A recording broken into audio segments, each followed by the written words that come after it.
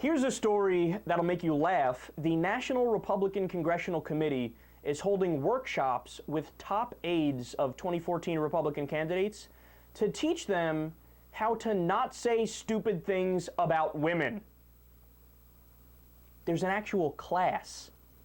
Like, you sit down with the top aides and you go, okay, you need to teach your dumbass boss to not bring up abortion, to not talk about reproduction, to not talk about rape, because we know what happens when a Republican brings up any of those things.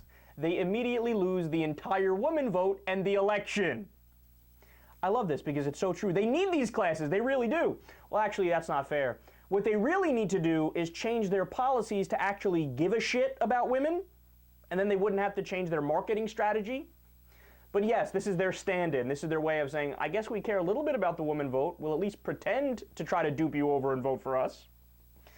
Now, they say that Todd Akin and Richard Murdoch, who are, of course, legitimate rape boy and the God intended your rape to happen boy, they said that these two guys, they were the catalyst, they were the spark that created these workshops, because there's a fear that now Republicans across the country would say similar things. Because if you let, a Republican in one of these deep red states, a Tea Party guy, go out there and speak his mind, that's what happens. They say things that nobody agrees with. Quote, part of this is just giving them some things to say so that they are not freelancing. They're not so good at ad-libbing on these topics.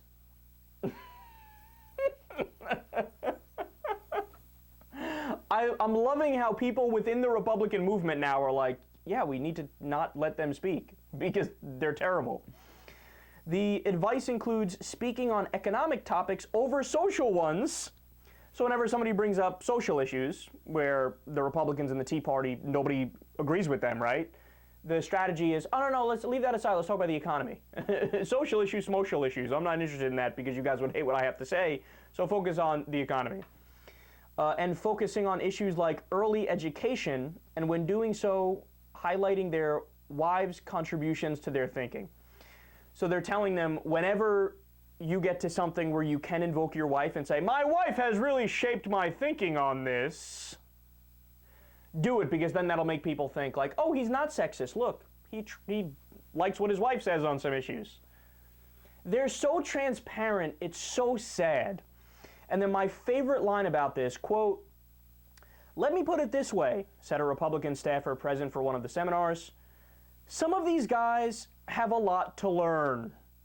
It seems to me, first of all, from what I understand from doctors, that's really rare. If it's a legitimate rape, the female body has ways to try to shut that whole thing down. Life is that gift from God, and I think even when life begins in that horrible situation of rape, that it is something that God intended to happen.